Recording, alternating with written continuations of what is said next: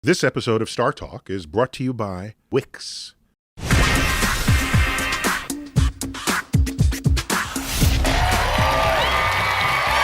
Brooklyn in the house. Yes. Whoa. Tonight's subject is on the topic of morality and all the ways that science might or might not inform our future judgments regarding it. And we have a panel specifically tuned for that purpose.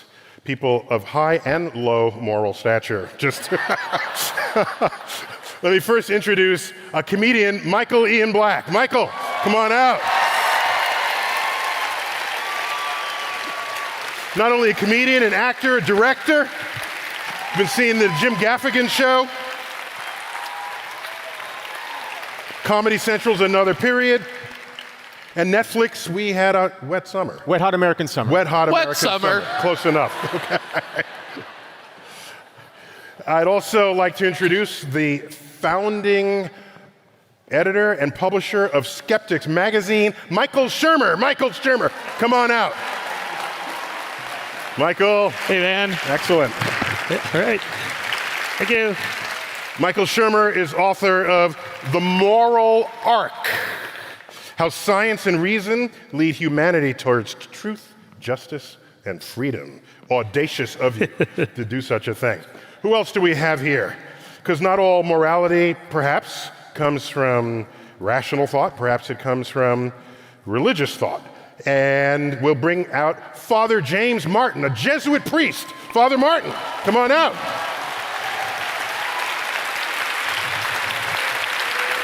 Hello, Father. Hello. He's actually the best-selling author of A Jesus Pilgrimage. Did I get that name right? The name of that, is that right? Jesus, a Pilgrimage, correct. Jesus, a Pilgrimage. And most recently, Building a Bridge. And this is subtitled How the Catholic Church and the LGBT community can enter into a relationship of reflection, compassion, and sensitivity. Whoa! Where'd this come from? Thank you. Will you be excommunicated tomorrow for having done this? Depends what I say tonight. Okay. Excellent. How many seats we have left? One seat left.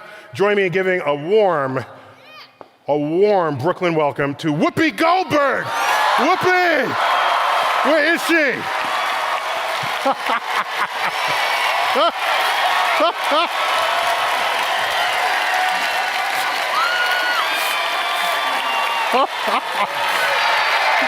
Hey.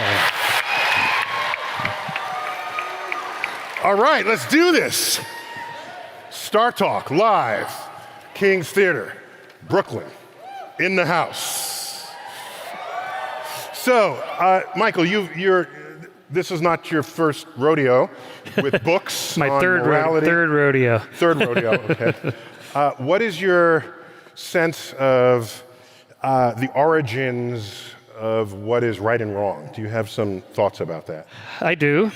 I think since you're a physicist and you have the best-selling physics book of all time, I'd start with physics. For the moment. I'm going to start with physics. The second law of thermodynamics, entropy, the universe is running down, everything dissolves, hot things get cold, organisms wear out, and so forth. So the second law of thermodynamics is the first law of life, which is to push back against entropy.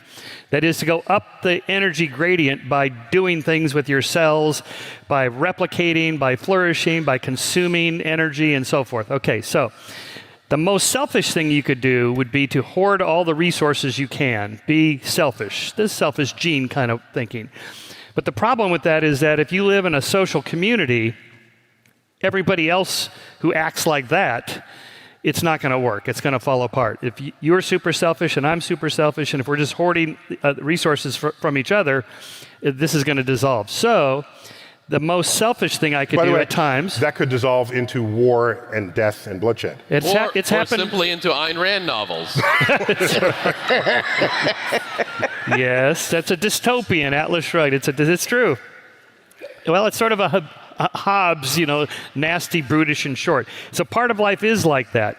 But sometimes the most selfish thing you can do is to be cooperative, altruistic, helpful, nice, be a good friend, be a reliable, respectful person with a good reputation, because that way, when you help somebody when they're in need, when your time comes, when you need help, then they're more likely to help you. Now, it's not a cold calculation like I'm going to trick you into thinking I'm nice, and then I'm going to stab you in the back once I get your resources. No, because you'll know that I'm faking. Because our brains are fine-tuned to notice when people are lying, or people are dissembling, or where they're narcissistic in a inauthentic way. And so it's not enough to fake. He's not talking about any. No one here. No one here. Our brains aren't fine-tuned enough to tell when someone's narcissistic. It's those people in California. No, that's where I'm from. No. No, it's not enough to fake being a nice person. You actually have to be a nice person. And not in my experience. Okay. You fake. There's our one. Yeah. Okay. We have picked out the psychopath on the panel. Okay. We found him. It's because it's about 1 out of 3 out of 100 or so. Anyway, so my argument is that 3 out of 100. No, 3 out of 100 people are psychopaths. Yeah, about 3 out of 100. Well, men. 3 out of 100 men. Sure. And then I could have told you that. Sorry. It's true. I'm sorry to say. Okay, so you're describing something that is evolutionarily pre-selected for our own survival. That's right. So it's not enough to fake being a good person. You actually have to feel it. You have to have the genuine moral emotions of wanting to help and feeling good about that. Now, it's not to say that human nature is we're all good, because we have a dark side. We have our inner demons and our better angels in competition. So the whole point of structuring a civil society in a way is to nudge the incentives to get people to be nicer and knock back those super selfish tendencies. And it's a constant tug and pull of what we should do in this particular community or society or whatever to get people to be nicer. So you're saying to be moral is for our own collective survival. Yes. And that is sort of self-selecting. And your survival. I mean, it's better for you. Okay, you maybe can benefit by being super selfish and betraying your friends and so on. Yes, those people can get away with it. But if too many of us act like that, the whole system falls apart. So we've evolved the propensity where most people, most of the time, are nice. wait, so what number, like in a culture, like in a society, what's the number of like assholes that can handle? Yes, that's right. The threshold. Yeah, what's the asshole threshold?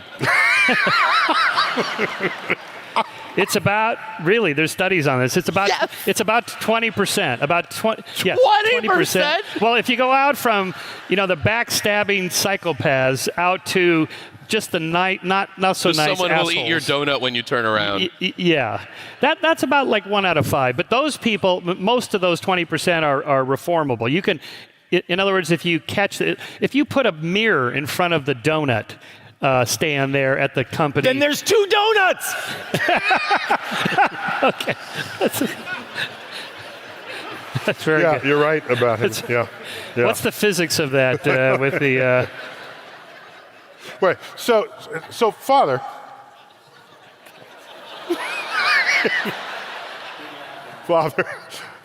Jesuit Father, Another big laugh line. first, this is not your first time on Startalk. I am very happy to be back. You came back. Thank you for coming back. Thank you for inviting me. Okay. Yes. And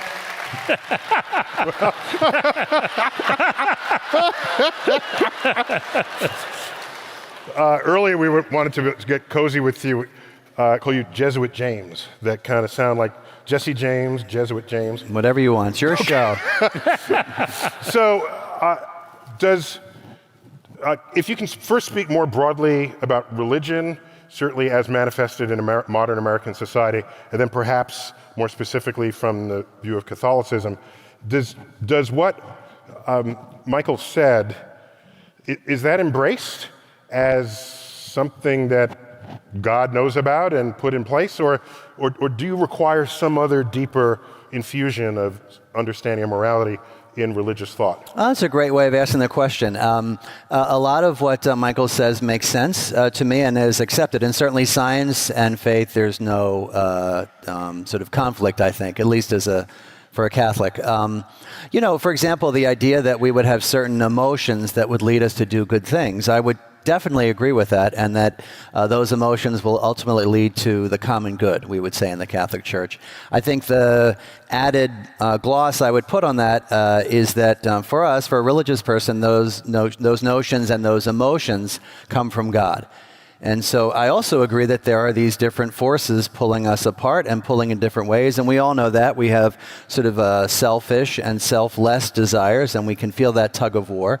And what I would say is that the desire to do good is really God's voice within you, right? I mean, you don't hear voices, but you feel this desire to do something good, and that's one way that you have of helping other people and, in a sense, carrying out God's will. So and what is that called? That's called your conscience, basically. And so that's how I see it, that the moral law is spoken to us through our conscience, and then, through reflection throughout thousands of years of history, we have given voice to that, in terms of laws and the Bible and things like that. The Ten Commandments are kind of an expression of that for that culture back then. So I would agree with a lot of that. Okay, but what I'm curious about here is there are many people who are not moral. So would you say that all the people who are not moral, and which would include everyone who is justifiably in prison, they as a community are without God? That's what I'd be forced to conclude that based on your statement. So that you cannot say this moral imperative is put into everyone by God. It is put into some people and not others by God. Well, I would say that actually God is with everyone, right? But apparently not those in prison who committed multiple murders. Well, there may be their bad guy inside just won over their God conscience. Just throwing out ideas. No, I mean... You helping him out I'll here? leave it up to Jesuit Jim to tell us if it's true. We also have free choice. God gives us free will, and so those people in jail who I still think God is with, and have consciences and souls, and God loves them. You don't think some of them God just likes? You know what? Actually, I think God likes them more. Oh. That's I do. Very I think sweet. No, because that's true. If you think about, for the Christian, who does Jesus go to? Jesus goes to the people who are seen as, in the society, sinful or on the outs. And who is more on the outs than an inmate on death row? Right? Who is more forgotten? And so I would say that this is the person who God kind of goes out to first. And but I would the say, Nazis. God also loves the Nazis. People don't Both like them. sides. People hate them. They are to quote James, on the outs. Yeah, they're on the outs. Oh, yeah. It's almost 2020 and everyone is looking at everything on their cell phones. You need your website to be perfect on any mobile device, and Wix automatically formats everything for mobile, even lets you refine it for a perfect experience. How cool is that? Head to the link in the description and start your site today. That's wix.com/go/startalk. La la la. Okay, forget it. So Whoopi, Yes? you've been. I'm first on of the all- outs with everybody. All the time. First, let me be a fanboy here for a minute. Oh. You're one of a dozen living humans who have won the Grammy, the Emmy, the Oscar, and the Tony Award. And still I work every day. Still you work. Still I work every day. It's a wonderful thing, but You still got to. get up and go to work and dance for your food. So I just fanboying a little bit there. So you've led what I have judged to be a very real, even raw life, absorbing reality and manifesting that in the decisions you make for a greater good. Where does your morality come from? How do you decide what's right or wrong? Well, I judge it by my mother. Oh, okay. Because my mom pretty much said, look, you can go over there and rip those people off, But you can't be surprised when they beat you to death with a baseball bat. Now, you can go and do it. You can still do it. But you have to take responsibility for your choice, which is what you're talking about. You know, if you subscribe to some religious thought, you know, the idea is that God is basically saying, listen, I'm not going to do for you. I'll be here if you need me, but I'm not going to do for you. Now, not everybody wants to hear that. Because you hear first the story, God got pissed at Gomorrah. Look what happened. Yeah, right? Old Testament, there's a lot of getting Well, pissed there's off. a lot of smiting and shit. You know, it's just, Yeah. sorry, Father. Yeah. He's here to forgive us all at the end of the night. Yes. Feel Just a free. But you blanket know, forgiveness for all so this. it depends on which book you know, there's so many religions and so many ideas. So you have to, at some point, make a decision. What's going to work for you? You know, now sometimes people end up killing people. They don't mean to, but they did.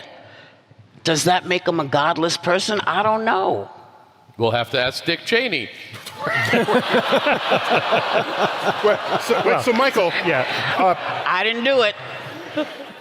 back in 2004, you wrote a book called The Science of Good and Evil. Yeah. Why people cheat, gossip, care, share, and follow the golden rule. Yeah. So... Clicks, right? It's for clicks? yeah, that works. But I'm just trying to get to the bottom of this. Yeah. You spent the opening remarks saying that there's a force in our culture that leads people to be honest and moral. Well, in our nature. In our nature, Yeah, fine. yeah. So whether that was sort of genetically inbred, evolutionarily, Yeah. or imparted by God, the point is, it is clear that not everybody behaves this way. Yeah. So let me hear a little bit more about that 20% that Yes. can percolate up, because in every office environment, we know people who lie, steal, cheat. Yes. And they take the paper clips. They don't pay for the donut. But the point of the mirror was if you put a mirror in front of them, they're more likely to pay for the donut. They see themselves, and that reflects literally their conscience. So what you're doing with the mirror is reminding them, like Whoopi's mother, don't forget to be a good girl. Okay. And so think of the moral sense like a language. We all evolved the capacity to learn a language, everybody. Which language you learn depends on which culture you grow up in. So think of like a moral sense. Moral emotions are like a language. We all get it just by dint of being human. Which thing, like the capacity to feel guilt. Everybody can feel guilt. Not everybody. Except the 3%. Except for the 3%. Yeah, they're guiltless. But most of us. Now, what you feel guilty about specifically depends on your culture. Now, Catholics feel guilty about certain things that Protestants don't feel guilty about, or Buddhists Catholics don't feel guilty about everything. Yes. right? Am I approximately correct there? Not this Catholic.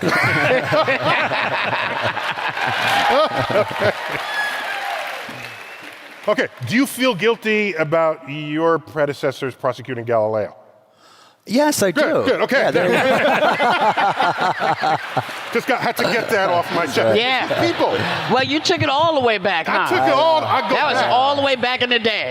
In the day. Galileo.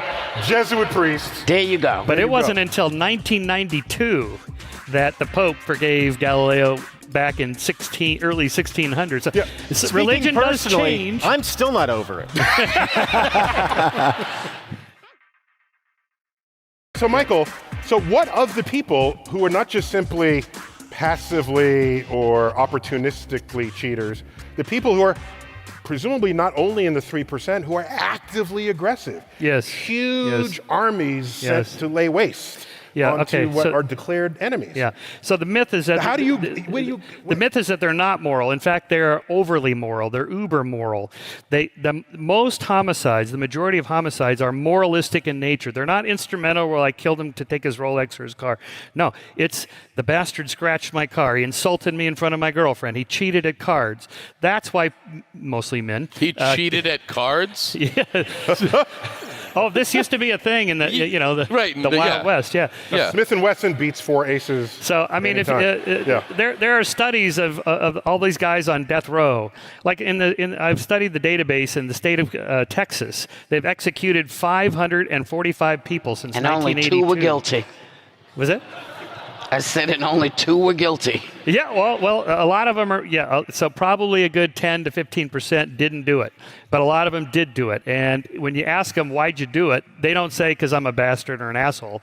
That, it's like, well, the guy cheated, she cheated on me, or he stole my car, or insulted me in front of my girlfriend, this kind of thing. In other words, the murderer acts as in a form of self-help justice, as judge, jury, and executioner in one shot. Can I ask a question? It seems like what you're saying is morality is a narrative we tell ourselves to justify our actions. So to flip that around, you would then say that Texas, the state, is acting morally by killing these people, and therefore, if you extrapolate further, any state or nation, which is basically what you said, tells themselves the narrative of they are acting morally to commit genocide. That's right. So but as stepping back from that, we go, well, that's not moral behavior. So so then it seems like morality can be anything you say it is, as long as you tell yourself you're doing the right thing. Yeah. Yeah. So, Great joke, Michael. he's hilarious. These psychopaths, they have their moments, Okay, so here's what happens with this. Here's the problem. Because there are bullies. The problem is people are killing each other. That's the problem. Yes. Okay, so because of this 20% or so of free riders, bullies, assholes, you have to stand up and fight back. You got to just slap this guy back. You have to develop a reputation. You don't spit into the wind. You don't, take, and so forth. You gotta fight back, and that's the one way. Like your mom said, if you go steal that, they're gonna punch you. Well, okay, she said maybe I she'd better not do it. So kill her with a bat. And I believe she was talking about robbing a baseball team. I grew up in New York. Individuals all the way up to groups, to states, to nations, develop this belief that comes from nature. Like, you got to fight back. You got to stand up to bullies and free riders and people that steal your stuff. You got to stop them. All right, so then this ends up getting into this sort of just war theory. When is it okay to go to war? And the problem is exactly what you said. There's a new database I've just been reading about in this book called The Internationalist. 500 war statements by nations. This is why we're going to war. It's 500 different versions of why we should kill these people and take their stuff. And it's all rationalization. So everybody that commits a crime or an immoral act or whatever, they don't think they're doing that. They think they're doing good. But what's happened over the centuries is that we've been adjusting that rationalization to be less and less, hopefully, violent, aggressive, justified violence, and more toward international courts, the UN, The Hague, all these kinds of international laws that said, and this really is just the last 50 years, you can't do that anymore. War is illegal. And so to get around it, because you've noticed people have gotten around that over the last 50 years, but the idea is first you outlaw it, like slavery, you outlaw it. Now it still goes on, but then you enforce the law, and eventually it stops, and then we stop thinking about it as an option. Except that, that sounds really great, but people get really pissed off when they lose a war. Yes, they can't let it go. Well, if you think about Germany and Japan. I'm thinking about the U.S. Oh. You're talking about us? Civil War. And people can't let it go. We're dealing with statues that were put up in the 50s. Yes. Well, this is a perfect example of the adjustment of our sensibilities. These used to be heroes, these martial statues honoring military men. That's just not cool anymore, and that's good. No. The statues that have gone up were of the guys who actually broke the law. They were a lot of those statues that went up were. What happened? He said traitors. Okay, they were. All right, they were traitors. We'll take care of it. Thank you, sir. We all. Well, let me ask. Is there any sense that other animals have any sense of morality? Oh, they Is that do. a purely Yes. human thing? Oh, no. Other than penguins, That's right. the most moral animal in the world. That's what we need, another penguin movie. Yeah, we didn't have enough. Yeah. We know that chimps and bonobos fight a lot, and then they have makeup sex afterwards. So it's usually the females that break up the fights and smooth things over. They have all kinds of behavioral ways of calming things down after hostile interactions. We know that we've seen dolphins and whales like push their wounded brothers and sisters up to get air. We know that elephants grieve. You can see dogs that feel guilt. Grieve. They What grieve. kind of dogs that feel guilt like? Like if Well- they eat too many snacks, or they like. Yeah, they steal your stuff, and they, Yeah. you come in and go, hey, and they go, the tail goes down. But is that guilt or is that I'll tell you- fear of punishment?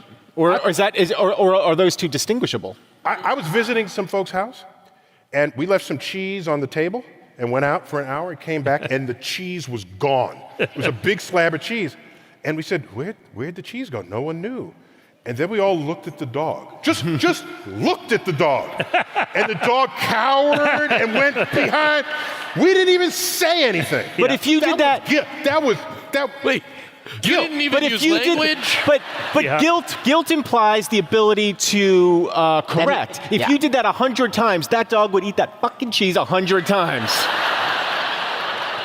Until he tried to poop.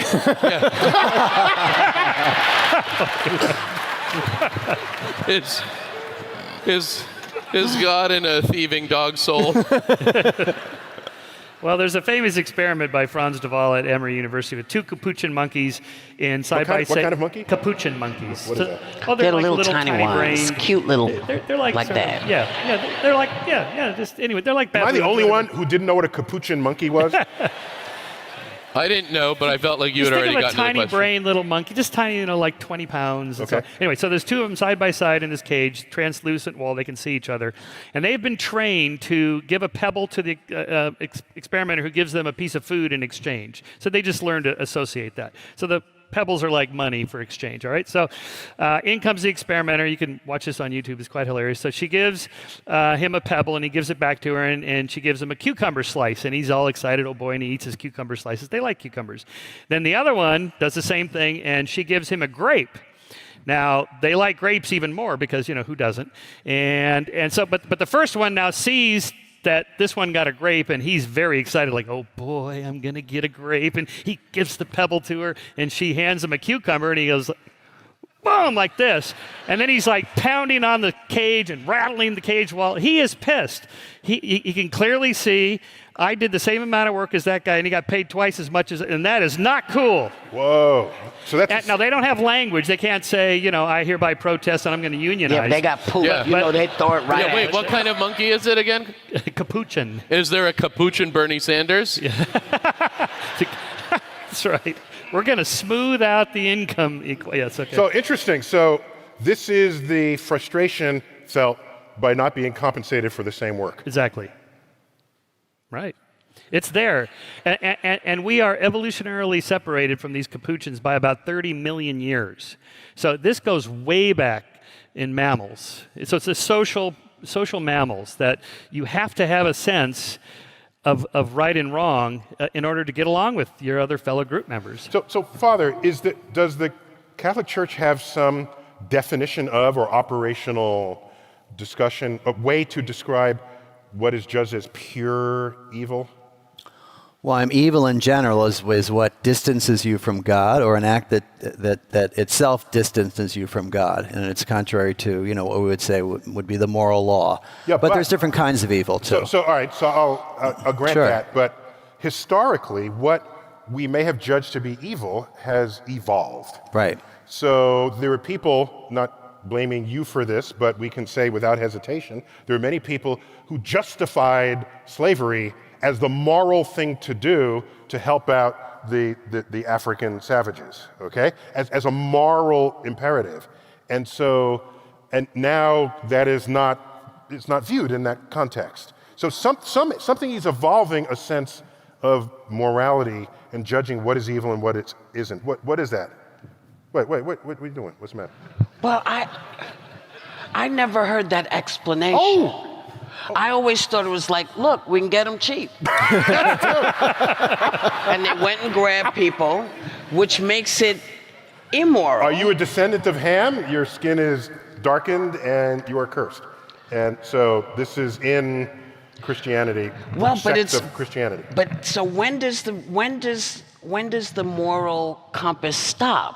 Because there's Or is it always in flux? Well, depends, doesn't it? That's what I'm asking. Well, you would hope that it's always evolving and that it's always improving. That, as the community reflects on what is good and what is bad, that we have a greater sense, as one gets when one ages, right, or gets older.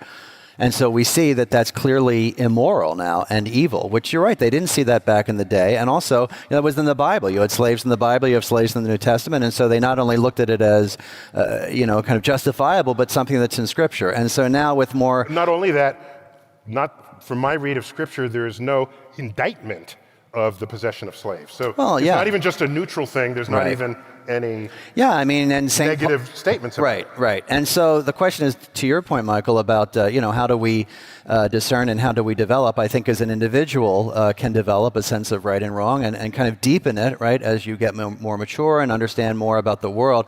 I think a community can do that too, right? And so a community can look at a statue and say, there's this person who now we no longer want to honor, right? Because we are developing our sense of morality. But if this is laid down by God, shouldn't it be an eternal truth? If you went to heaven and you had slaves, and then you were like, I was a great person, I had these slaves, and that was the moral thing to do, and then 100 years later, people are like, you shouldn't have slaves, does that person get kicked out of heaven? Yes. No, and that's a very important question. I mean, how much of, and I don't have an easy answer to that, how much of morality is culturally conditioned and is also conditioned in the time that you live? And I sometimes wonder, what are the things that we are doing today that 100 or 500 years from now will be seen as, unbelievably immoral, that we're fine with? Well, I sometimes think that, Candy animals, corn. Well, I think we can all agree on that. The cultural change, though, is not random. It's not just cultures are just bouncing around believing different things. It's moving in a certain direction. The arc is bending towards justice. Thank you, Neil. Available at fine bookstores everywhere.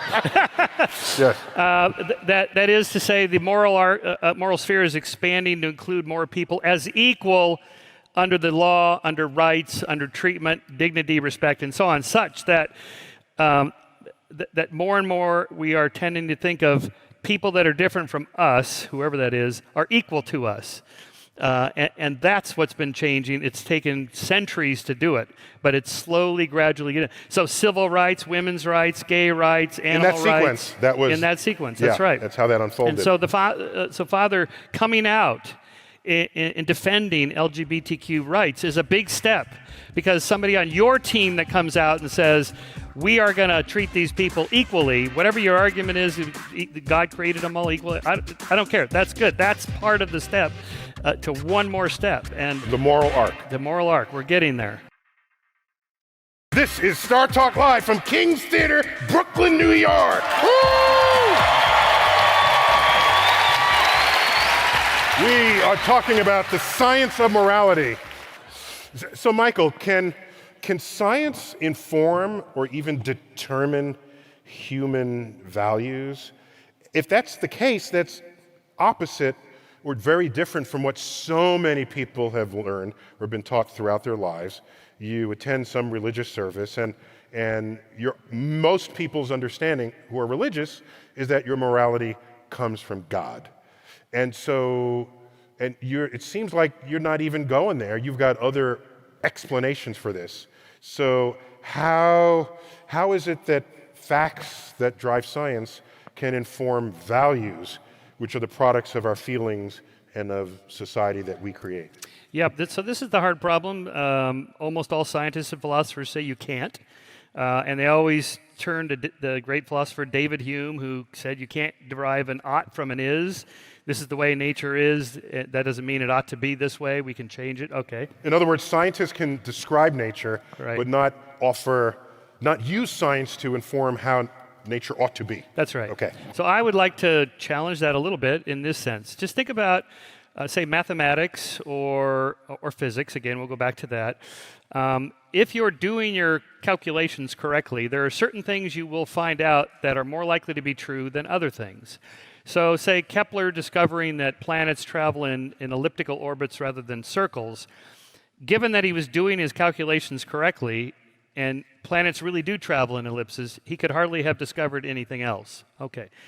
So this is true in biology. Had Darwin not discovered the theory of natural selection as the mechanism of evolution, somebody else would. In fact, somebody else did, Alfred Russel Wallace.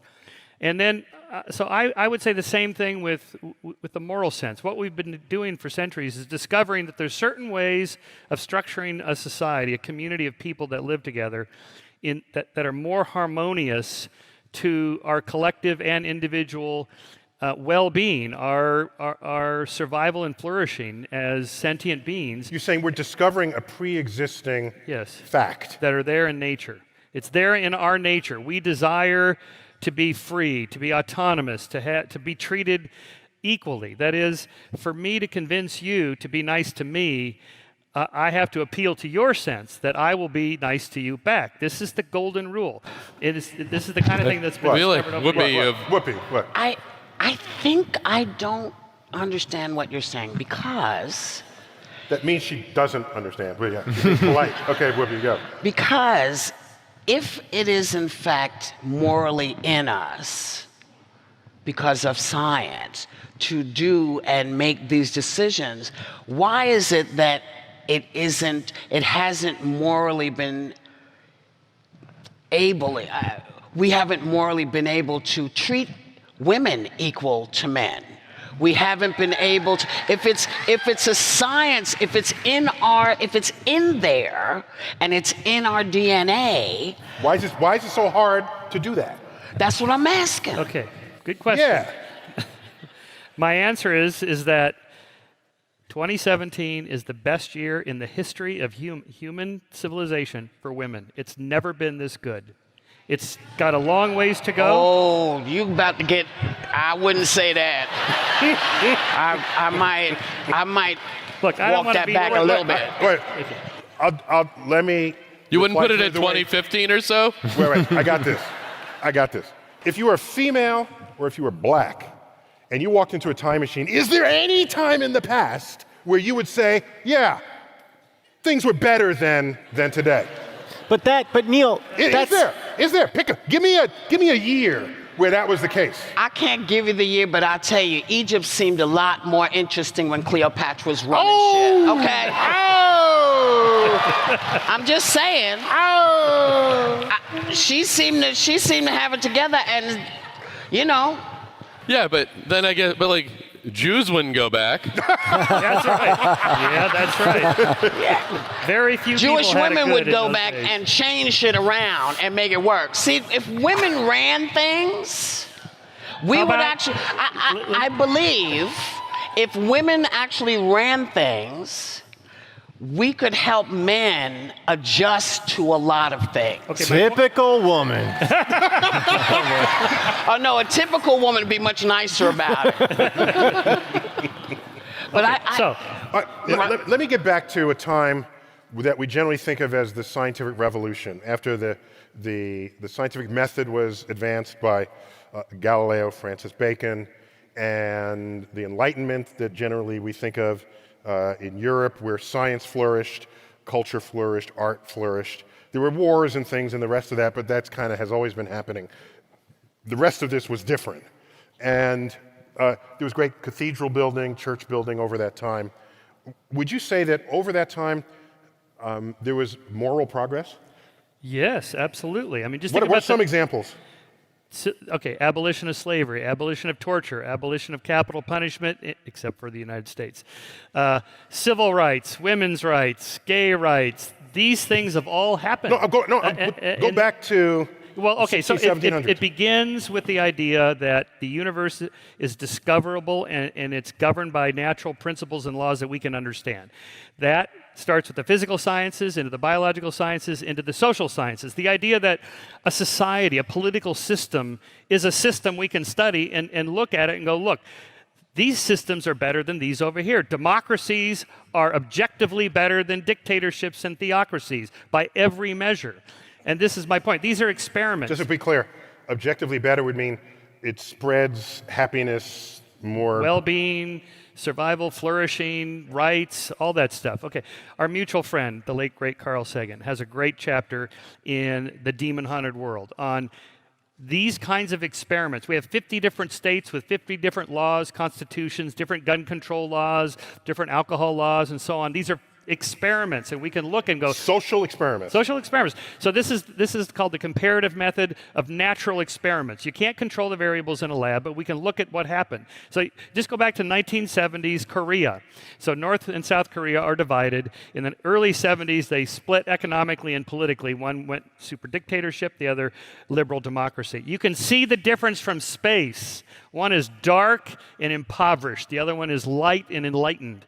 The South Koreans are 5 inches taller than North Koreans. Okay, so a liberal democracy is objectively better than a dictatorship. That we can measure and say with confidence. And not just democracies, but all these other concepts of like civil rights and civil liberties. Just ask the people that are affected, would you rather live in which you are treated equally under the law or not? Of course, people say, yes, I want to be treated equally. Okay, when is that? It's not perfect. So if our metric is it has to be perfect, we're not there, and we're never going to be in utopia. But it's better than it was last year, better than it was 20 years ago, better than a century ago, and so on. Your time machine. Overall, on average. On average. So, Father, is there, what do you see as the, okay, Whoopi, what?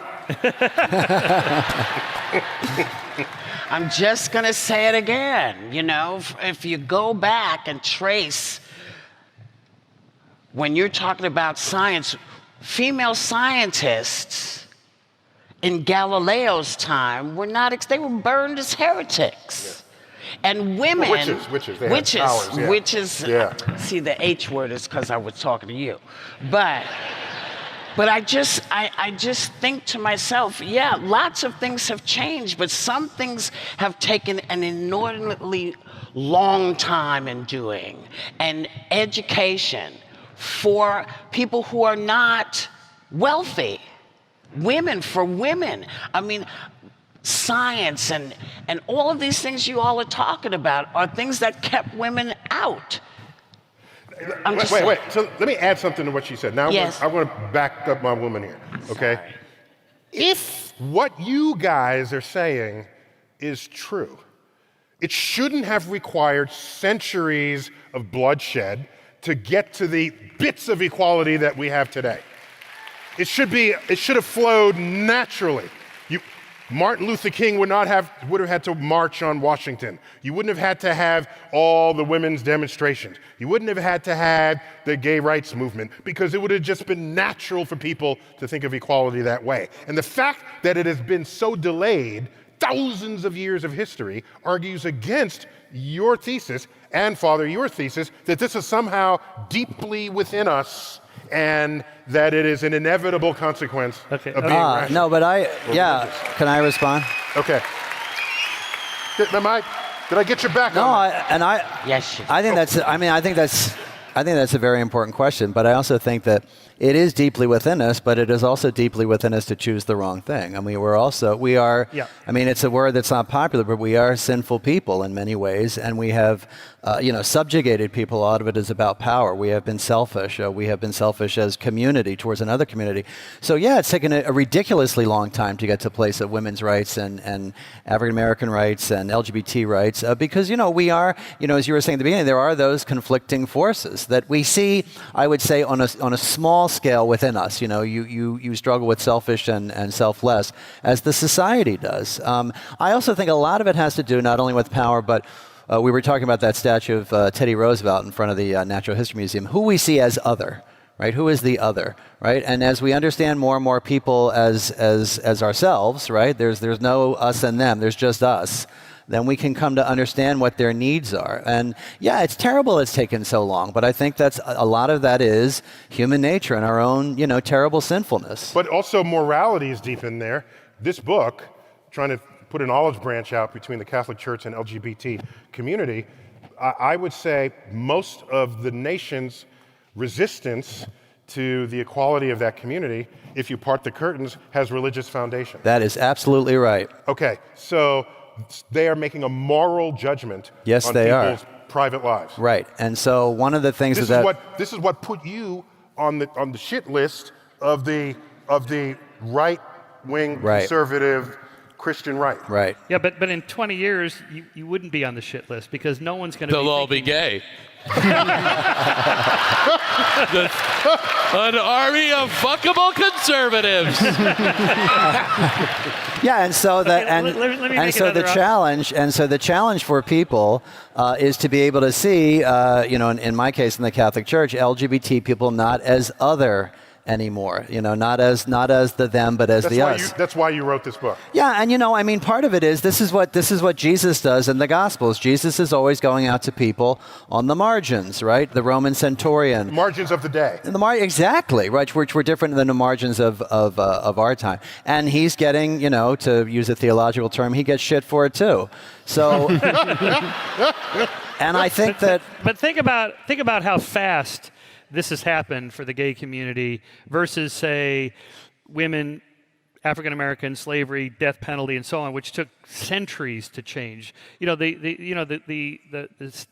equal marriage, laws and all that changed pretty quick once that started cascading. In other words, there's kind of an acceleration as one moral movement uses the techniques and methods and strategies of the previous moral revolution, because they know they can see what works. So like when Martin Luther King Jr. did his marches and so on, these were calculated to do certain things to change the laws, and subsequent generations of moral crusaders can look and see what worked. Now let's try that. It turns out violence doesn't work. Almost never works. Father, you make an argument about a two-way bridge. Could you describe that from your book? Yeah, so I say that there are two groups. There's the institutional church, which is the hierarchy and the bishops and anyone who works in any sort of official capacity in the church, including lay people who would run schools, women and men. And there's the LGBT, in this book, it's very sort of specific, the LGBT Catholic community. And the onus is on the institutional church to reach out to the LGBT community, because it is the institutional church that has marginalized the LGBT Catholic.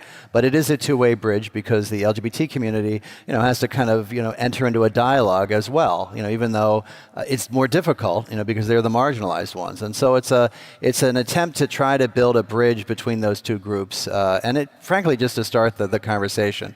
And it's a difficult conversation, since I'm on the shit list.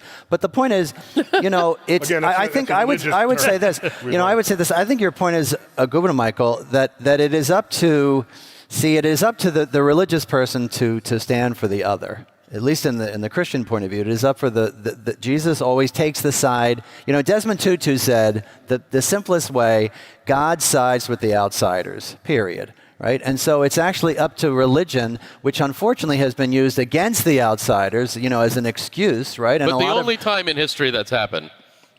What's that?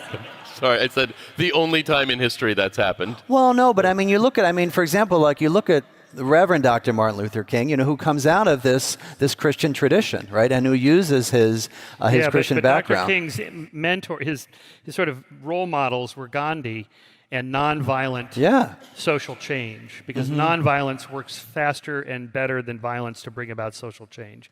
And that itself has progressed over the last half century. So let me make one final statement that'll bring a heap of hate on me, just because I don't have enough tonight. Conservatives today are more socially liberal than liberals were in the 1950s. Yeah, that's probably right. Yeah. Just think about how people talked about Jews and blacks and women in the 1950s than now. Yeah. So we've all okay. I know we're not there yet, but we've all shifted. That the whole moral zeitgeist has shifted through 1,000 different little avenues. Today you can hook up in a car and nobody would care. In the 50s, you were judged. Yeah. That's right. Yes. If it's a Kia, I'm still judging.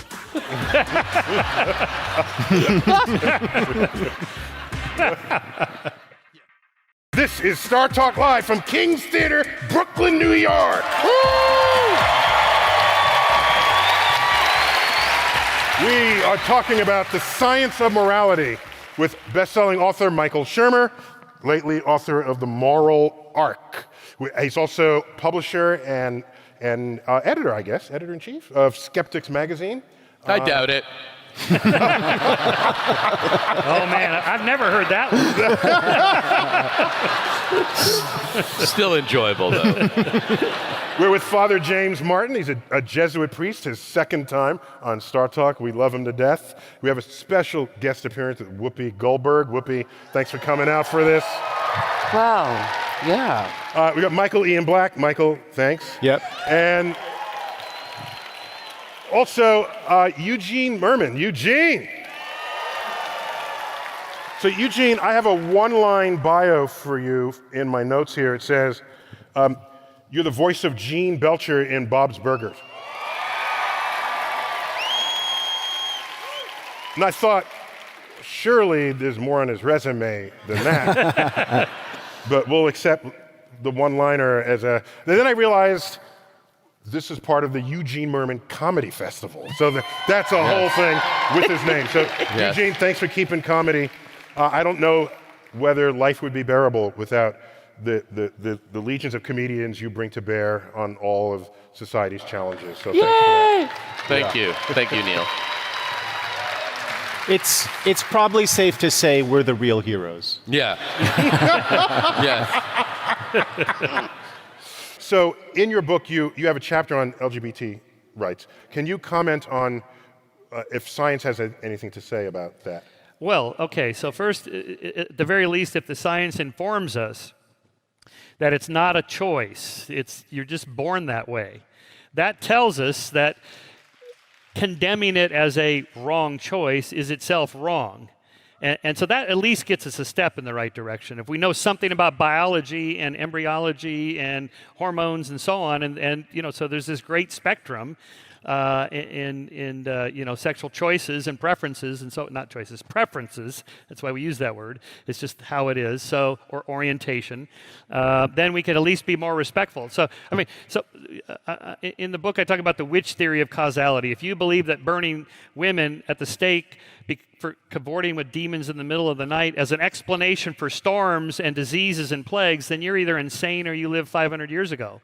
Now, nobody burns women as witches in the West anyway. It's very rare elsewhere. And so we've been debunking essentially wrong ideas, mainly science. That blacks are inferior, that women can't run companies and countries. These are wrong ideas, that Jews poison the wells or cause the plague or the stab in the back in the First World War. These are all wrong ideas, and we debunk them to the point where no one even talks about it anymore. You don't even think about it. These are crazy ideas. And so... No, I don't poison wells, if that was the question. So Whoopi, You've had some LGBT activism in your day. Yes, I have. And so here is someone who has been active and can comment on the success or failure rate of these efforts. Well, what's interesting is that what you're saying about science and what science knows and has been hesitant to say definitively, this is why you're wrong. Science hasn't come out and actively fought the prejudice people have. And in part, you're catching a lot of shit because when people think religion, there are religious things. People keep pointing to things in the Bible saying, well, it says man shall not lie with man. Well, I always tell people at my shows, have you read Isaiah? Have you read the rest of it? Because one of them is, any man who has sex with an animal shall be put to death, but so shall the animal. My question, what did the animal do? You know what I mean? Anyone who curses their parents shall be put to death. Yeah. Half the room is gone. Mm-hmm. It's so... Adultery, too. You have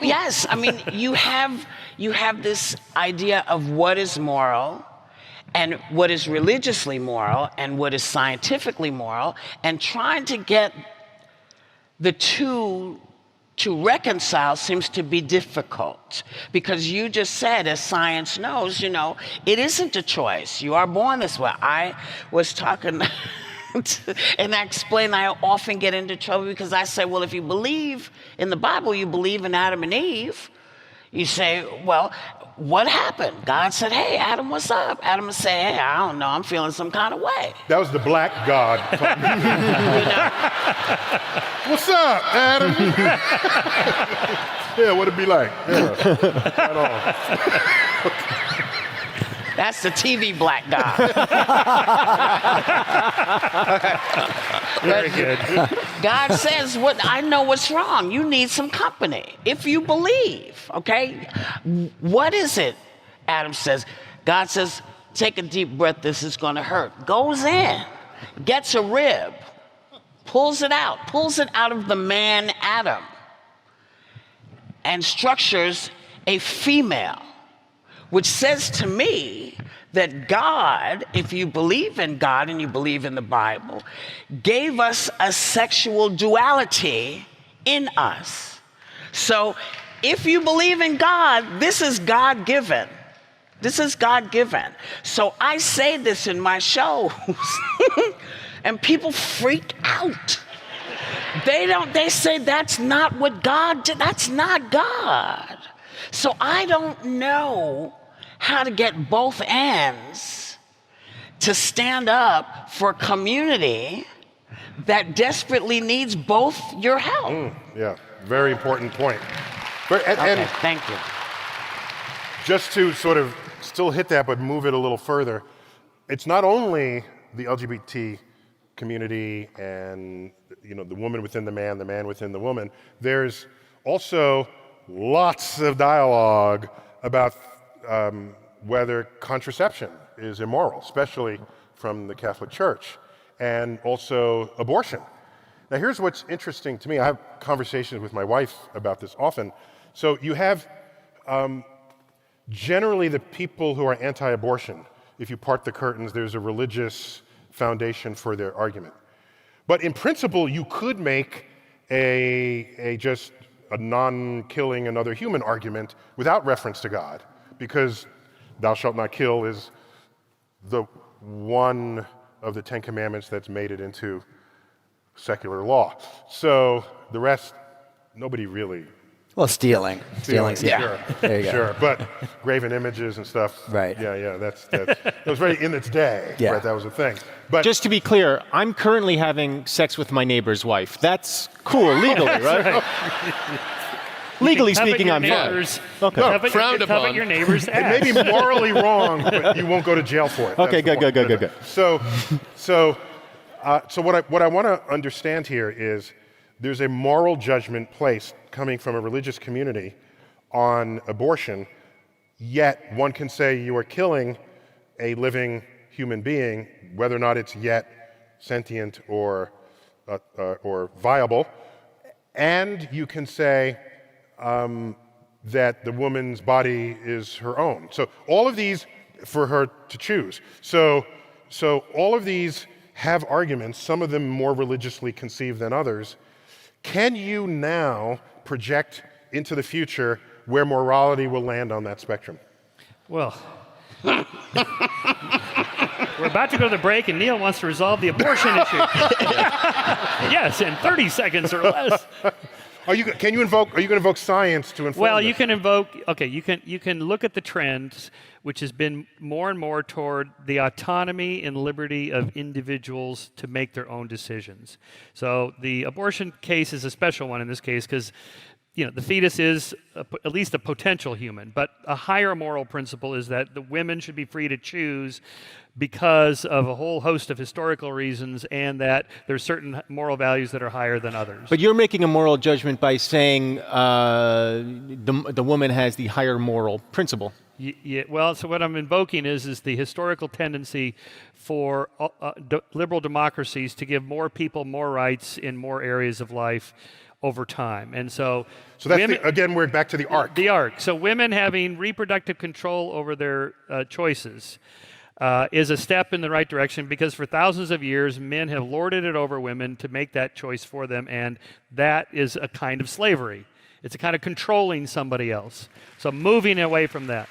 Now, Admittedly, the abortion issue is complicated. You can be against abortion and pro-choice. You can say, I'm not going to do it, but I recognize your freedom to choose what you want to do.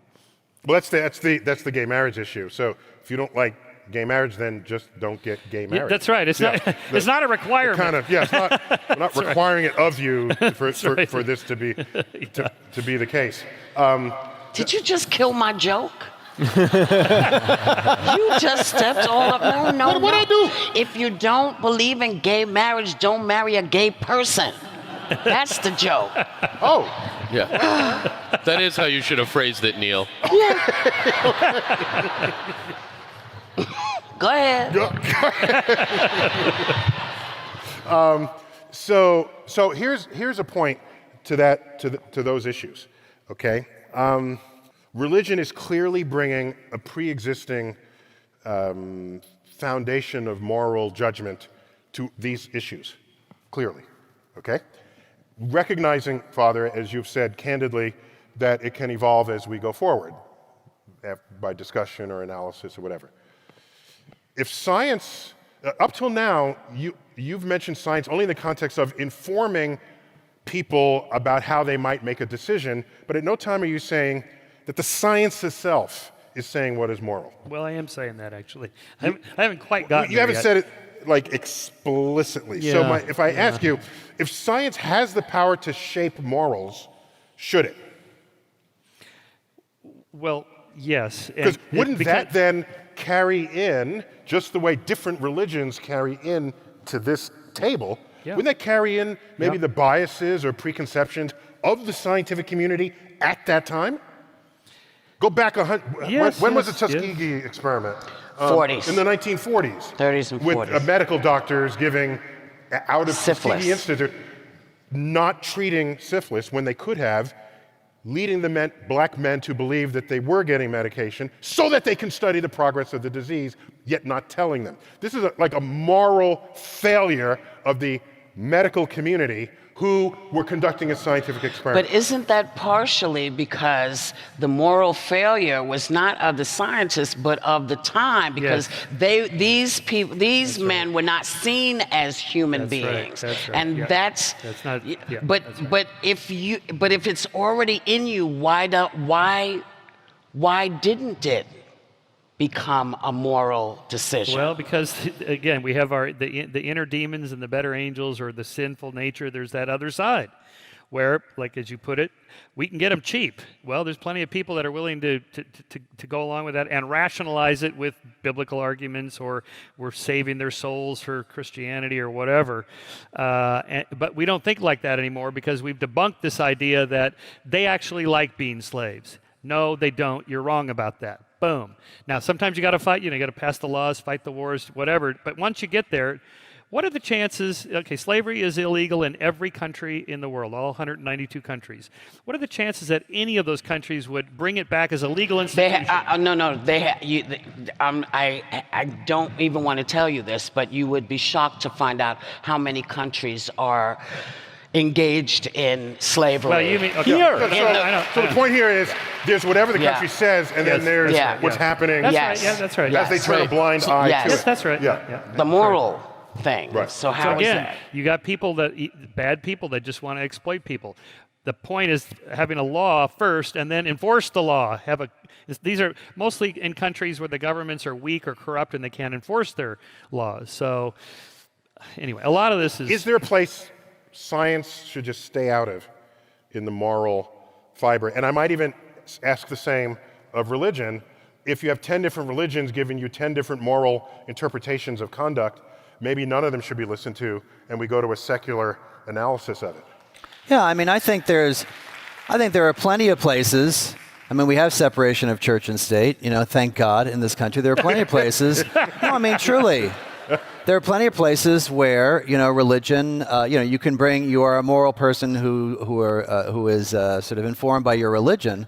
But there are plenty of times when religion does not need to be explicitly applied to a particular situation. Absolutely. And we have also seen times when religion has been applied, unjustly, or immorally.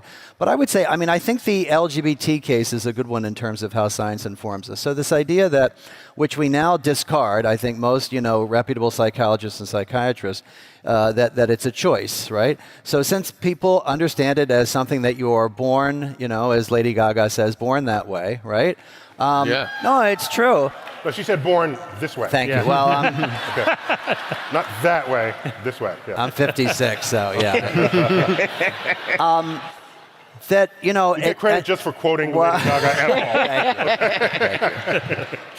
That, we understand that it is not, which we used to think, many people used to think, was a choice, and therefore a moral choice, right? And so therefore the person who chose that was immoral and bad, and so needed to be condemned. And so now, I think you're seeing this diminution of people, who actually think that, and the majority understand, not only through their own experience with their families and people coming out, but thank God science, which actually I think is going to eradicate a lot of that prejudice, or at least most of it that says that this is some sort of choice. And thank God. So, in a sense, that's where science can really inform. I think that's a great case where science can really inform, and we can see it in our lifetime, a moral choice. Can I ask another very unfunny question? That's sort of what I do. I feel like what both of you are saying is that in terms of how morality developed, it seems like it has to do with scarcity of resources. That in order to propagate and make our species survive, et cetera, et cetera, et cetera, we need to cooperate. And what you're saying, or what I understand morality to originate in biblical writings, is that it had to do with a similar thing, keeping the tribe safe, keeping people safe, learning how to cooperate for propagation and essentially harmony. Doesn't there come a point? That's not what he said, but we'll keep going. I'm not listening to what he said. I'm just saying what I understand. Okay. Doesn't there come a point, if everybody is harmonious and cooperating, that doesn't resources become more scarce, and doesn't that make us actually more likely to tip into entropy, leaning us back into the second law of thermodynamics? Back to the physicist. Yeah, isn't it too soon to say that, World War II was 60 years ago. That's less than an eye blink. And that was the most devastating war in human history, right? So who are we to say that in 10 years, it's not going to happen again? There's a lot of people who think we're going to war with China. They got 1 billion people there. That's going to suck. Yeah, it's not. First of all, how are they going to get here? Who? The Chinese. Zeppelins. Okay. 1 billion Zeppelins. Just like people feared in 1910. I do want to make one small point. Even if it turned out that being gay was a choice, it's still not okay to oppress gay people, because there's a higher moral principle that you have autonomy and freedom over your body to choose whatever you want if no one else is harmed. Okay, so to that point, I'm going to add punctuation, then I'm going to end this segment. If you hadn't made that point, I would have coming out of this segment. Because there's a point where... And if you hadn't, I would have.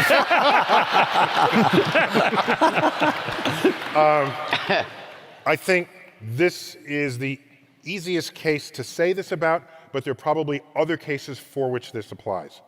There are times where I would declare that the science is irrelevant.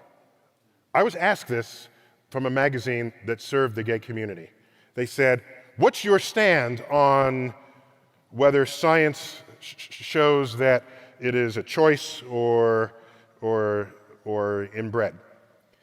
And I said, it doesn't matter what the science says. We live in a free country, or at least we tell ourselves we live in a free country.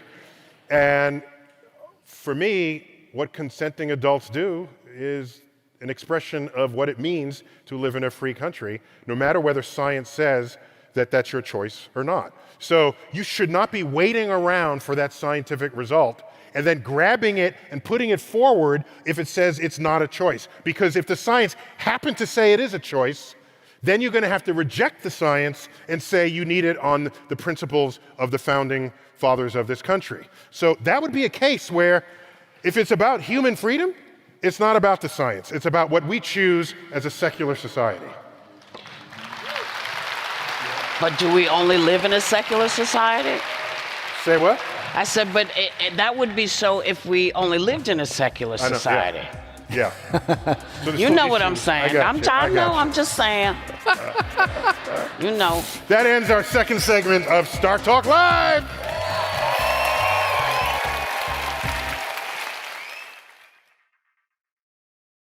Welcome back. Startalk Live. Woo! King Theater, Brooklyn. Woo! Yeah. Woo! We're going to try to see if we can expand the moral sphere of this.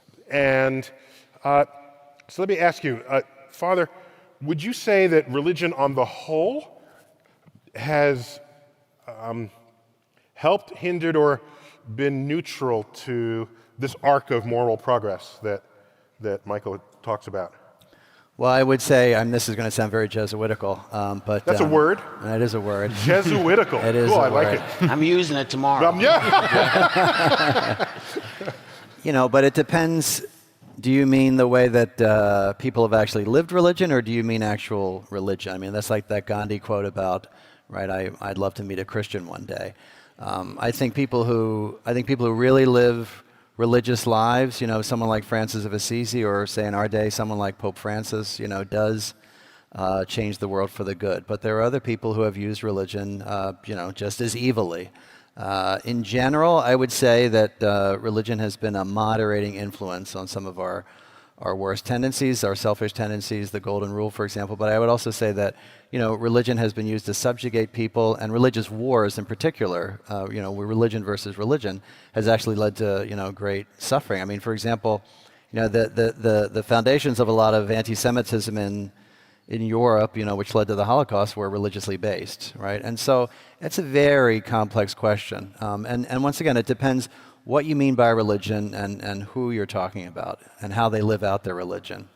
So is there some sort of moral place you can see us heading towards? Again, I'm on this arc concept here. In 10 years, something going on now that you say religion will be a good force in that, and in 10 years that'll be better. Oh yeah, I know I'm a little biased, but I think that, to be very specific, I think that Pope Francis's shift to a church that is more focused on mercy and compassion. I mean, that is his constant theme, right?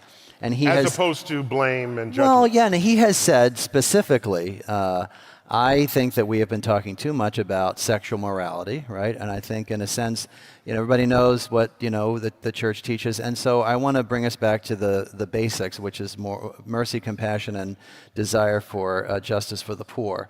And I think that if people actually put that into action, we'll be a lot better off. And he's not afraid to shake things up. The question is, again, and to your point, and I know you've raised this a couple of times. The question is, do we accept that or not?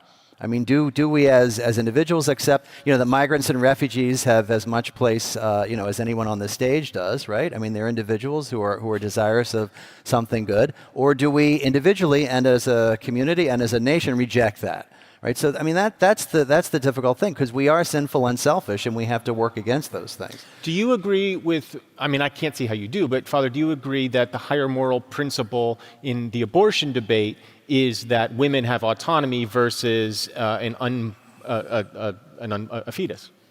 I mean, that is a very, I thought we left abortion in the last before the break. But, okay.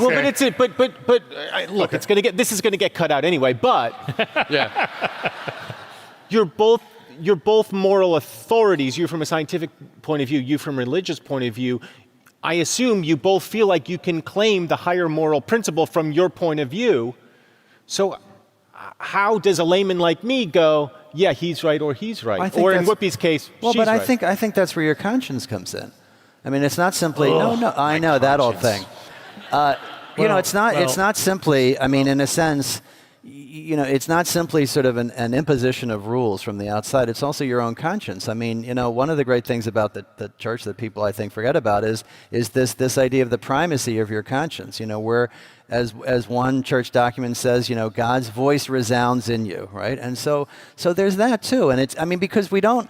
And this is one of the things that Pope Francis is trying to remind us of. Life is not about black and white laws, right? There are black and white laws in some cases, yes or no laws. But in most cases, our lives are very gray. And so it's a development of the conscience and a development for the Christian.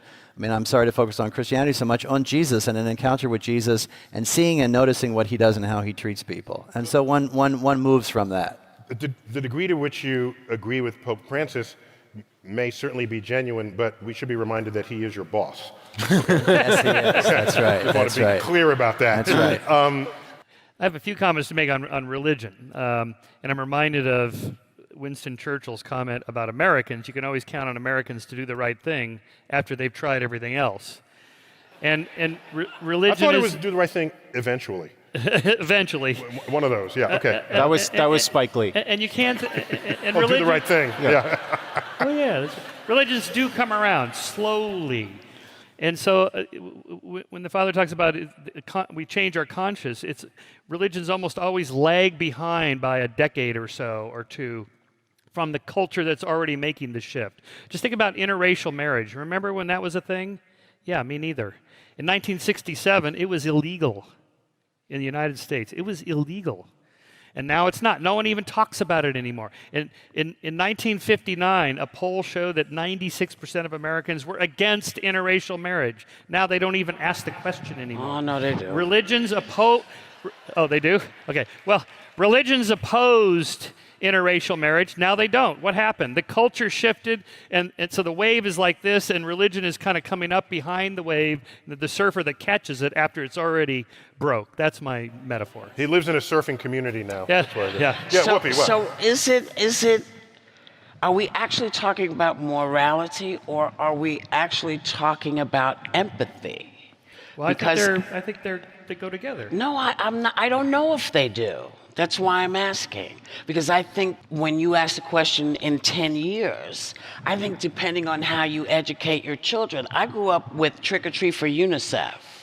And because I grew up with Trick or Treat for UNICEF and the chocolate bars that we sold, we were told this was helping children like us around the world. You were selling chocolate bars to other children on Halloween? That's immoral. No.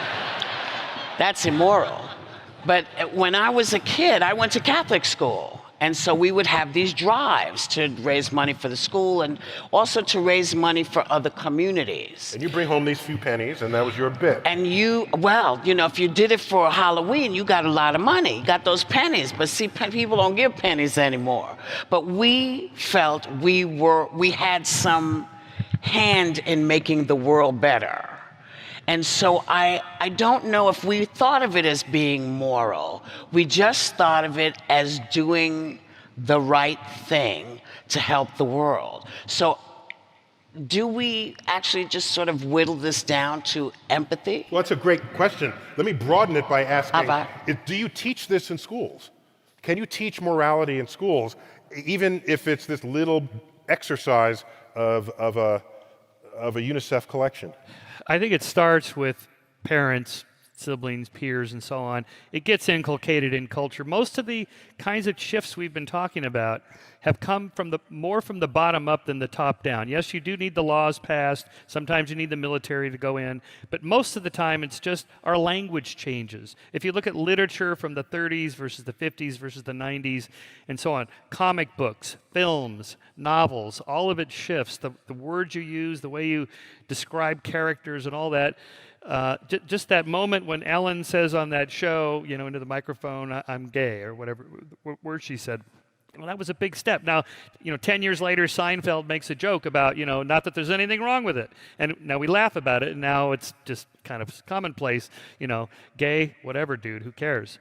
And that's how it kind of just it happens slow enough you don't really notice it. And the other problem is the media only covers the bad stuff. So for every act of violence, school shootings you see on, on TV. There's 10,000 acts of kindness every day that go unreported.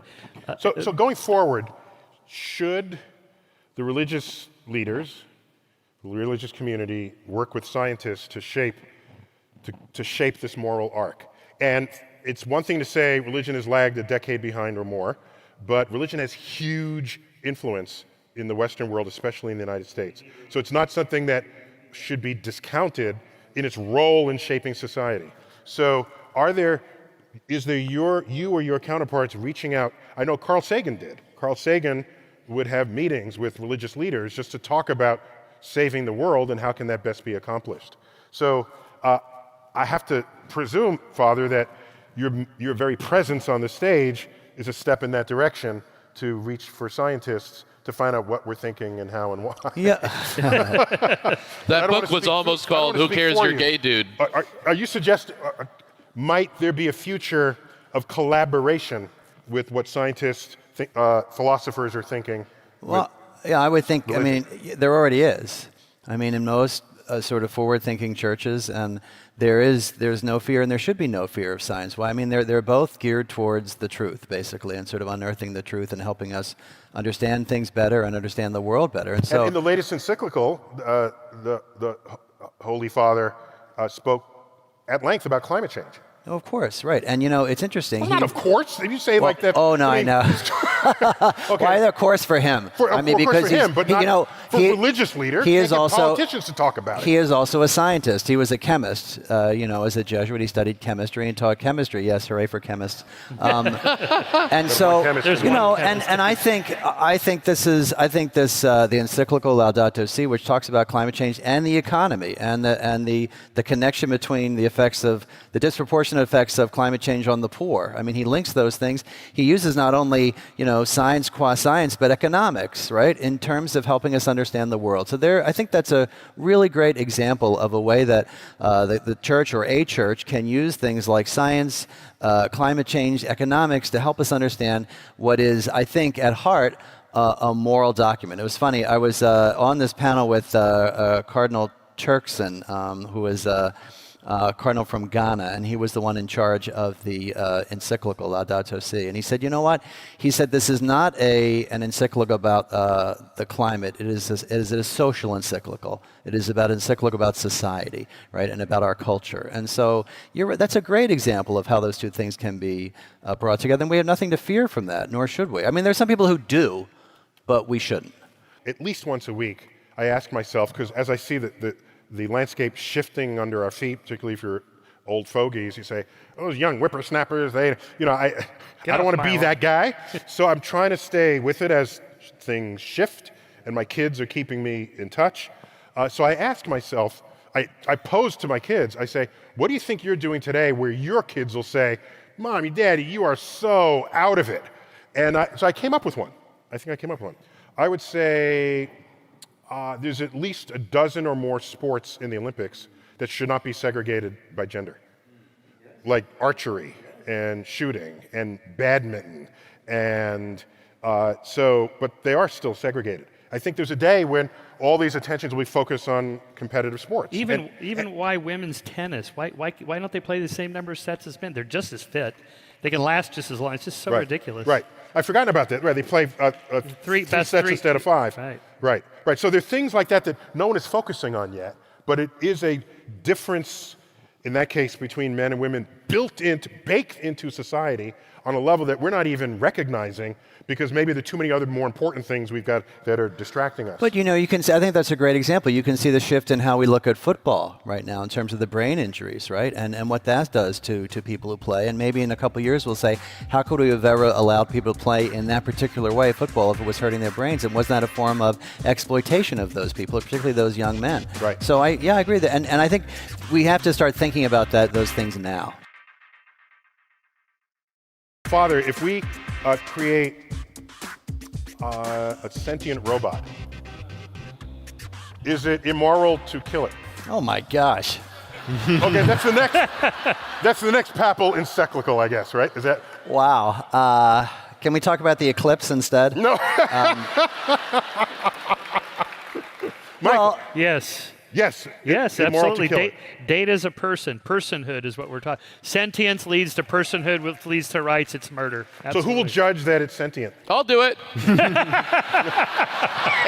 Okay. If I pulled you from 50 years ago, from 20 years ago, and I just had you have a conversation with Siri, you would say that my device was sentient. And if I took a sledgehammer to it, you would then object.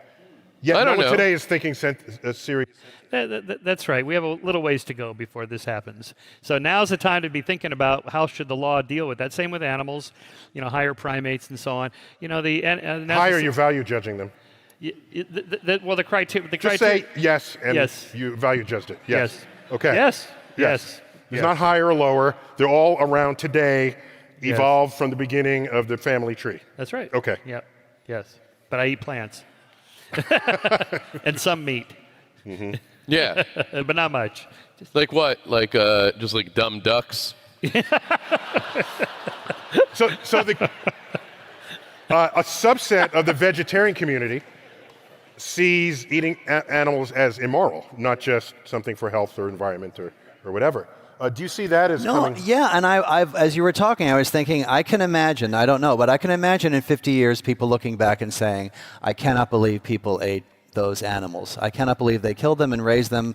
I can see that. I'm not a vegetarian, but I can totally understand how someone could feel that, and I could understand in 50 years how that becomes law. Well, let's not predict something so horrible. Dead, so what are you worried about?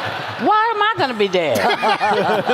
You don't know me. I could live to be 120. Yeah, that's the plan.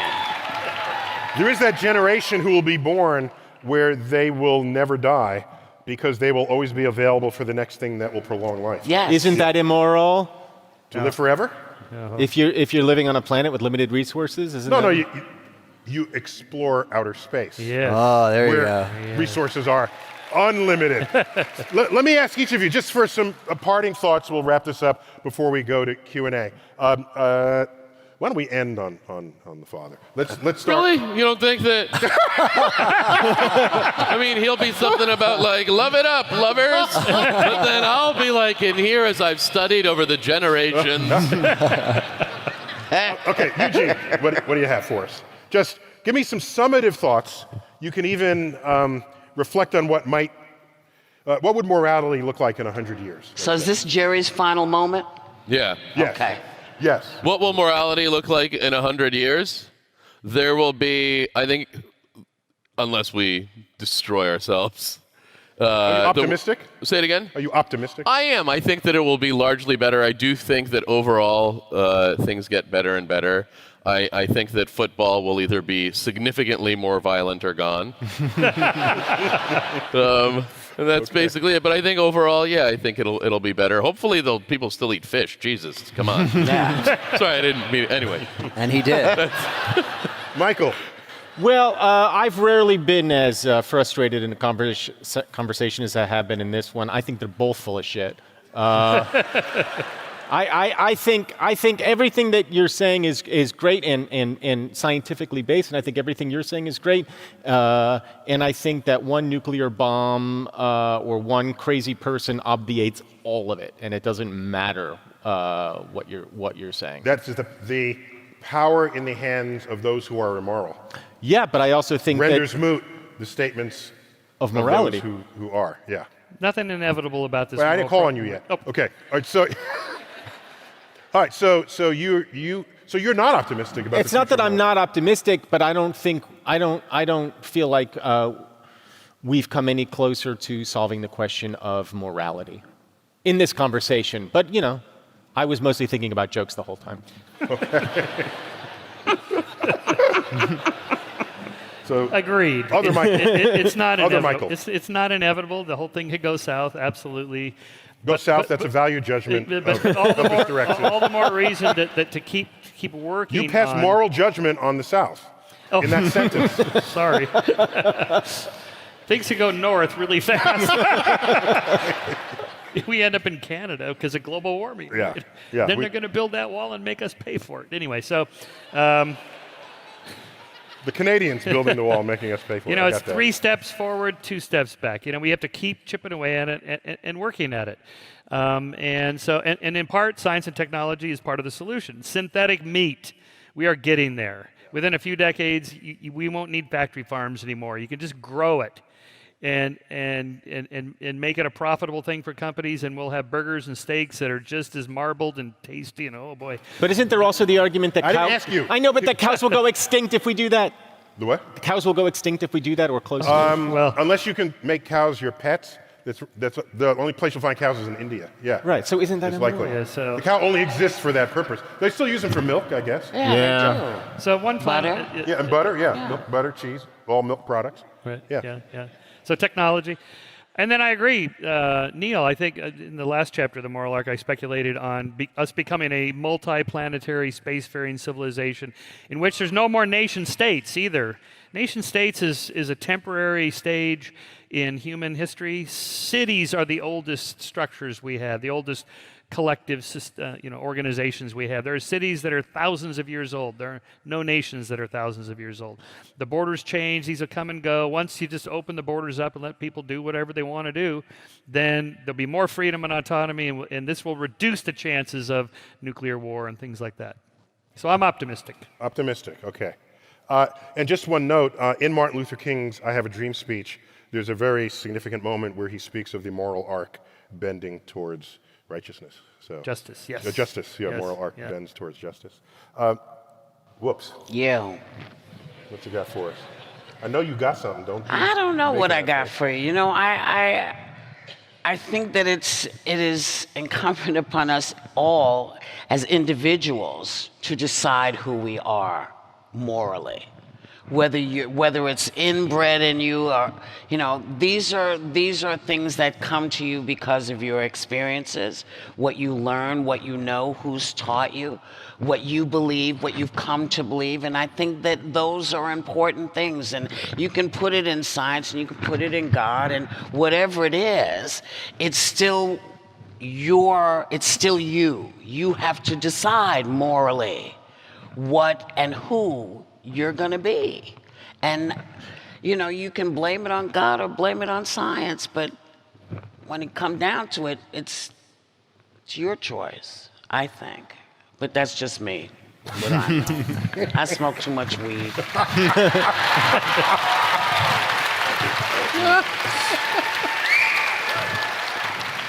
So Jesuit James, what do you have for us?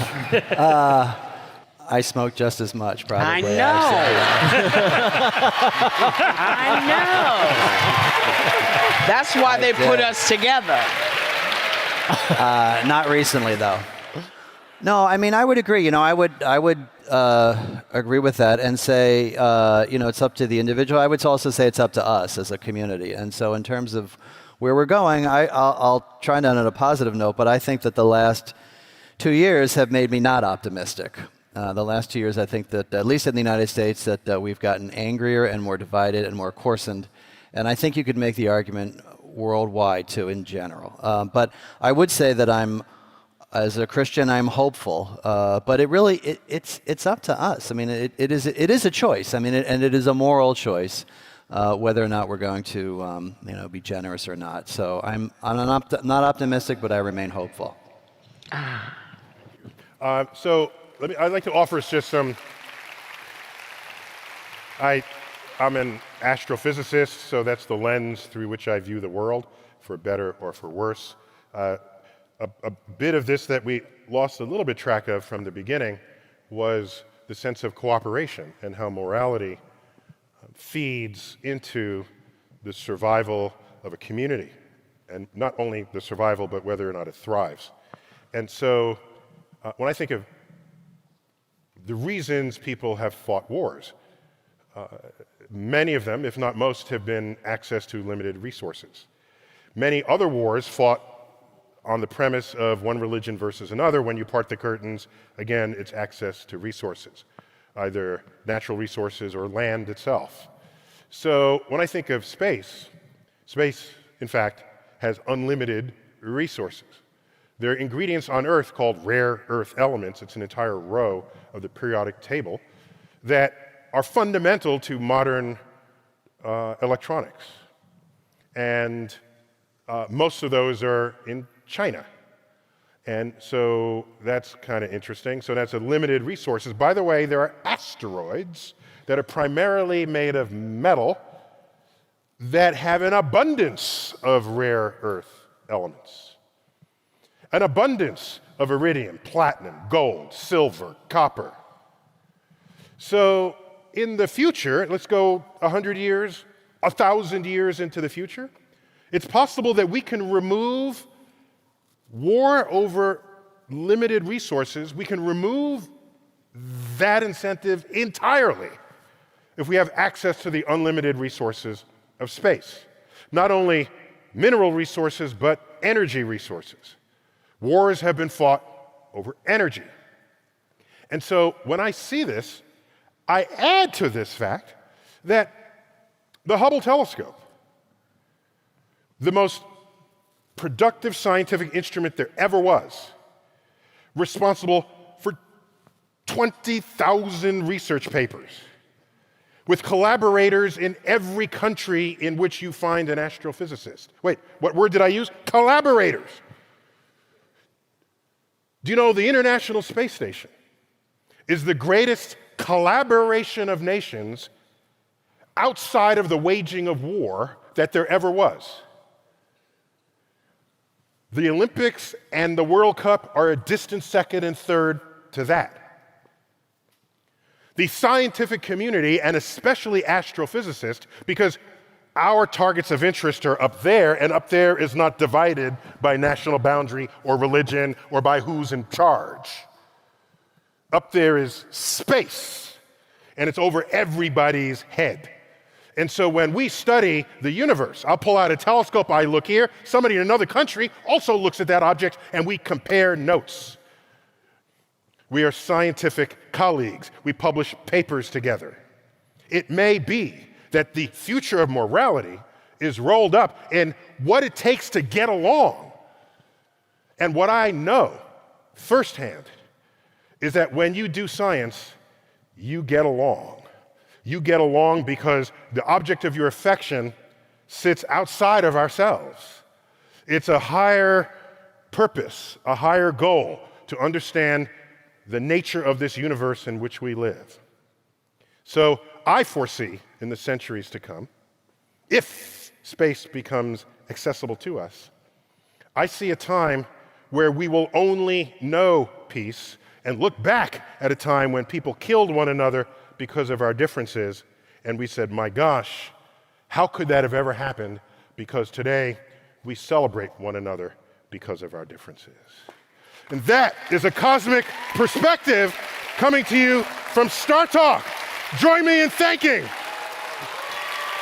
Father James Martin, Whoopi Goldberg,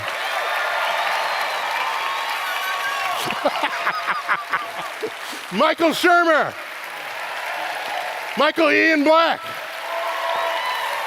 Eugene Merman, the Eugene Merman Comedy Festival. This has been Startalk. We have been live at the King's Theater in Brooklyn, and you've been an amazing audience. Thank you all, and good night. Before we go, I just want to thank Wix. From simple landing pages to complex professional websites, Wix has you covered. No need to hire a web developer. If I was able to build this for Startalk, certainly you can build your site with Wix. The editor gives you full design freedom. Freedom! It's like that. That was my Braveheart Wix thing. Oh, never mind. They have apps that let you grow your business. They have unlimited fonts. Everything just works. It's like magic. No, it's like science. Head to the link in the description and start your site today. That's wix.com/go/StarTalk.